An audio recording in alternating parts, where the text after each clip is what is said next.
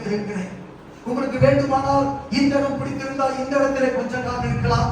உங்களுக்கு பிடிக்காவிட்டால் இன்னொரு இடத்துக்கு நீங்கள் நகரக்கூடிய வகையிலே ஆண்டவர் உங்களை வித்தியாசமாக படைத்திருக்கிறார். ஆனால் முச்செடியாக என்னையோ ஆண்டவர் அப்படியாக அல்ல. ஆண்டவர் என்னை எங்கே வைத்தாரோ அதே இடத்துல நான் வாழ்ந்து அதே இடத்துல மறிக்க வேண்டியவனாக நான் இருக்கிறேன். உங்களுக்கும் அநேக கேள்விகள் இருப்பது போல முச்செடியாக எனக்கும் அநேக கேள்விகள் இருக்கிறது. ஆண்டவர் என்னை பார்த்து முச்செடியே உன்னை நான் எங்கே வைக்க வேண்டும் என்று என்னிடம் கேட்டிருப்பார்கள். நன்றாக இருக்கும் என்று நான் விரும்புகிறேன். ஆண்டவர் உங்களை படைக்கும் போது ஆண்டவரே என்னை இந்த இடத்துல வையும், உன்னை இந்த இடத்தில் வைக்கவா, இன்னாருக்கு தகப்பன் இன்னாருக்கு பிள்ளையாக உருவாக்கவா, ஆணாக படைக்கவா பெண்ணாக படைக்கவா என்று கேட்டிருந்திருப்பார்கள். நலமாக இருந்திருக்கும் என்று உங்களுக்குள்ளாக தோன்றுகிறது போல முச்செடியாக எனக்குள்ளாக அப்படிப்பட்ட இடங்களிலே நானும் உங்களை போல ஒத்து போகக்கூடியவனாக இருக்கிறேன். முச்செடியாக ஆண்டவர் என்னை பார்த்து கேட்டிருப்பார்கள். நான் ஆண்டவரை பார்த்து சொல்லிப்பேன், ஆண்டவரே என்னை வேற எங்கும் வைக்க வேண்டாம், உங்களுடைய ஏதேன் தோட்டத்திலே அங்கே வைத்து விடும் ஆண்டவரே. ஏனென்றால் அங்கே 4 விதமான நல்ல நதிகள் பொன்விளையக்கூடிய தேசத்தில் அங்கே போய் சேரக்கூடிய நதிகள் இருக்கக்கூடிய அந்த தோட்டத்துக்குள்ளாகவே நான் இருக்க வேண்டும் என்று ஆண்டவரை பார்த்து கெஞ்சி இருப்பேன். ஆனால் ஆண்டவரோ என்னை ஏதேன் வைக்கவில்லை. எனக்கு மாறாக நன்மை தீமை அறியத்தக்கதான மரத்தை வைத்து விட்டார். ஒருவேளை ஆண்டவர் என்னை அந்த இடத்தில் வைத்திருந்திருப்பார்கள். உங்கள் முற்பிதாவாகிய ஆதாம் ஏவாள் தவறு செய்ய முடியாமல் போயிருந்திருக்கக்கூடும். ஆனால் என்னை விட்டுவிட்டு ஆண்டவர் முச்செடியாக என்னை அங்கே வைக்காமல் நன்மை தீமை அறியத்தக்க மரத்தை அங்கே வைத்து விட்டார். ஆண்டவர் ஏதேனும் என்னை வைக்க முடியாது அவர் நினைக்கவில்லை. அப்படியானால் வேற எங்கே நடப்பட வேண்டும் என்று ஆண்டவர் என்னை பார்த்து கேட்டு நான் கேட்டிருப்பேன், ஆண்டவரே என்னை கானானில் போய் நட்டு விடும் ஆண்டவரே. ஆபிரகாமுக்கு நீ வாக்குத்தத்தம் கொடுத்தீரே, உன்னை பார்த்தேன் ஓடுகிற தேசத்துக்கு அங்கே இருக்கக்கூடிய மாநில மரங்கள் பெருசாக இருக்குமே, திராட்சை பழங்கள் அவ்வளவு பெரிதாக இருக்குமே, அங்கே இருக்கக்கூடிய மனிதர்கள் ராட்சர்களை போல இஸ்ரவேல் கண்களுக்கு முன்பதாக காணப்பட்ட அந்த தேசத்தில் என்னை வைத்து விடும் என்று கேட்டிருப்பேன். ஆனால் ஆண்டவர் கானானில் என்னை வைக்கும்படியாக அவர் மனதிலே நினைக்கவில்லை, ஏதேனும் வைக்கும்படியாக நினைக்கவில்லை. அப்படியானால் ஆண்டவர் பார்த்து கேட்டிருப்பேன், 3வது எங்கே பகுனை வைக்கணும்? ஆண்டவர் சொல்லி, ஆண்டவரே என்னைய எருசலேம் இஸ்ரேல்ல போய் வைத்து விடும். எருசலேமில் தான் மேசியா வரக்கூடிய இடம். எருசலேமில் தான் 3 பண்டிகைகள் எல்லா யூதர்களும் கொண்டாட வேண்டிய அந்த இடம். எப்பொழுதும் எருசலேமுக்குள் யூதர்கள் வரக்கூடிய இடம். அங்கே என்னை காணும்படியாக என்னை அங்கே நட்டு விடும் என்று கேட்டிருப்பேன். ஆனால் ஆண்டவரோ என்னை அங்கேயும் நடவில்லை. அவர் ஏதேனில் நடவில்லை, கானானில் நடவில்லை, எருசலேமில் நடவில்லை.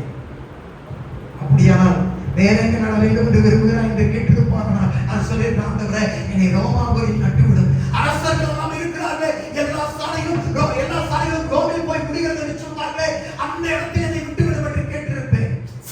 ஆனால் ஆண்டவர் அங்கேயும் என்னை நடும்படியாக அவர் என்னை தகுதி உள்ளவராக கூட எண்ணவில்லை. கடைசியாக ஒரு இடம் இருக்கிறது.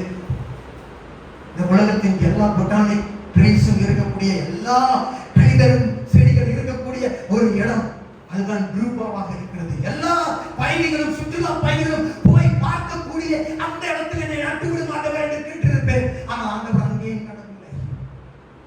ஆண்டவர் ஒரு குட்டி கிராமம் ஆகிய மீதியான் என்கிற அந்த இடத்துக்கு பின்பதாக இருக்கக்கூடிய சமவெளி பகுதியில பள்ளத்தாக்குல ஒரு சின்ன ஒரு முள்ளு செடியாக அவர் நட்டு வைக்கிறதுல என்ன உள்ளவராக அவர் இருந்து விட்டார்.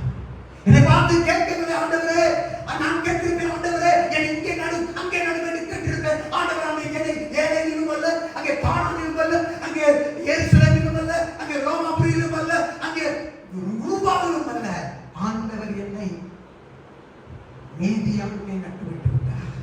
ஒருவேளை ஆண்டவரே என்னை நிலக்கொட்டையிலாவது நட்டுவிடும் என்று கேட்டிருப்பேன். ஆனால் ஆண்டவர் அவருடைய மனதிலே என்னை மீதியானை ஒரு ஓரத்தில் போய் ஒரு முச்செடியாக இருந்து வாழும்படியாகவே நான் என்னை நட்டு விட்ட தேவனாக இருக்கிறார்.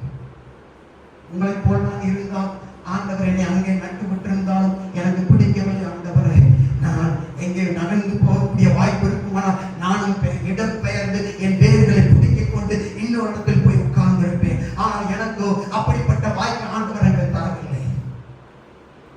ஆண்டவர் மீதியானிலே இருக்கும்படியாக விட்டுவிட்ட தேவனாக அவர் இருக்கிறார். மீதியான் என்று சொன்னால் வேதாகமத்தில் என்ன என்று சொன்னால், மீதியான் என்றால் the place of strife, போராட்டமான இடம், அழுத்தத்துக்குரிய இடம், அது பிரச்சனைக்குரிய இடம், வலியினால் வேதனைகளால் நிறைந்த இடம், குழப்பமான இடம், அழுகை நிறைந்த இடம், வலி நிறைந்த இடம், அதுதான் மீதியானாக இருக்கிறது. தேவனாகிய கர்த்தரே என்னை நட்டு விட்டு இருக்கிறபடியால் என்னால் நானே என் வேர்களை புடுங்க முடியாதவனாக இருக்கிறேன். ஆண்டவர் நட்டு விட்டு இருக்கும் போது நம்மால் புடுங்க இயலாதவர்களாக இருக்கிறோம். ஒரு அல்லேலூயா. ஆண்டவரே, என்னை மெட்ராஸ்ல ஒரு நல்ல ஊழியக்காரனா வச்சிருந்தா நல்லா இருக்கும். ஆண்டவரே, ஒரு பெரிய சபையில என்னை நட்டு வச்சிருந்தா நல்லா இருக்குது. ஆண்டவரே, போயும் யாரு கண்டுக்கிறாத, எவருமே வராத, எவருமே எட்டி பார்க்காத, எவராலும் அங்கே கண்டுகொள்ளப்படாத ஒரு ஒதுக்குப்புறமான மீதியானிலே என்னை நட்டு வைத்து விட்டீர். ஆண்டவரே, இந்த நலக்கோட்டை பகுதியிலே அது ஒரு குக்கிராமத்தில் வைத்துட்டீங்க. எவருமே என்னை கண்டுகொள்வதில்லை. யாரும் சாப்பிட்டியா கேட்கறதுக்கு ஆள் இல்லை, டீ குடிச்சியா கேட்டதுக்கு ஆள் இல்லை, அங்கே சோமலாம போயிட்டா என்னை எட்டி கூட பார்க்க கேட்க யாருமே இல்லை. ஆண்டவரே, மீதியான் என்பது தனிமையான ஒரு இடம், அங்கேயே இருப்பதுதான் தேவன் என் வாழ்க்கையில் வைத்திருக்கிற சித்தமா என்று நான் புலம்பிக் கொண்டிருந்தேன் ஒரு முச்செடியாக. ஆனால் தேவனாகிய கர்த்தரே என்னை விரும்பாத, நான் விரும்பாத இடத்திலே என்னை நட்டுவிட்ட தேவனாக இருக்கிறார். முதலாவது தேவனை நட்டு விட்டவர், இரண்டாவது தேவனை நான் விரும்பாத இடத்துல நட்டு வைத்திருக்கிற தேவனாக இருக்கிறார். ஒரு அல்லேலூயா சொல்லுங்க. நான் இருப்பதோ மீதியானில் தான், ஆனால் உங்களை சிலரோ மீதியானிலேயே நீங்கள் வேலை செய்கிறவராக இருக்கிறீர்கள். ஆரம்பத்திலே நீங்கள் செய்ததான வேலை, செய்ததான ஊழியம் அருமையாக தெரிந்தது, உங்களுக்கு பார்ப்பதற்கு நன்றாக தெரிந்தது. கிராமமாக போய் கொண்டிருந்தீர்கள், வீடு வீடாக சமைத்துக் கொண்டிருந்தீர்கள். ஆனால் எப்பொழுதோ ஏண்டா இந்த ஊழியத்துக்கு வந்தோம், ஏண்டா இந்த ஊரை தெரிந்து கொண்டோம், நான் இந்த ஊருக்கு வந்ததே வேஸ்ட் என்று சொல்லி நினைத்துக் கொண்டிருக்கிறீர்கள். ஆனால் தேவனாகிய கர்த்தரோ இந்த மீதியானில் தான் உங்களையும் என்னையும் நட்டுவிட்டு தேவனாக இருக்கிறார். அல்லேலூயா. நானும் மீதியானுக்கு நடப்பட்டிருக்கிறேன், ஆனால் நீங்களோ மீதியானிலே வாழ்கிறவராக இருக்கிறீர்கள். அல்லேலூயா. அல்லேலூயா. இங்கே போனாலே எனக்கு கோபம் வந்து விடுகிறது. அங்கே இருக்கும் மனிதர்கள் எனக்கு எரிச்சலை கொடுக்கிறார்கள். அவர்களை பார்க்க எனக்கு விரும்பவில்லை. எவ்வளவு நான் அவர்களுக்காக வீடு சிந்தித்திருக்கிறேன், தனியாக ஜெபித்திருக்கிறேன். ஆனால் இப்போதோ வேற ஊழியக்காரர்கள் போகிறார்கள். அந்த ஊழியக்காரன் கூட நான் சரியாக பேச முடியவில்லை. அந்த விசுவாசியை பார்க்க கூட எனக்கு எண்ணம் வரவில்லை. எத்தனை மணி நேரங்கள் இவர்களை நான் செலவு பண்ணியிருக்கிறேன்.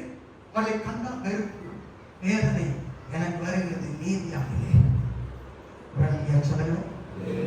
அல்லேலூயா. நீங்களும் மீதியானிலே ஊழியம் செய்கிறவர்களாக இருக்கிறீர்கள். நானாக மீதியானில் நடப்பட்டிருக்கிறேன். சில மீதியானிலே திருமணமும் செய்தவர்களாக இருக்கிறீர்கள். ஆரம்பத்திலே அந்த பார்த்த மனைவி அழகாக தெரிந்தார், ஆரம்பத்திலே பார்த்த அந்த கணவர் நன்றாக தெரிந்தார். ஆனால் இப்பொழுது வெறுப்பாக இருக்கிறது, எரிச்சலாக இருக்கிறது, எதை சொன்னாலும் கடுப்பாக இருக்கிறது. அநேக மீதியானிலே திருமணமும் செய்த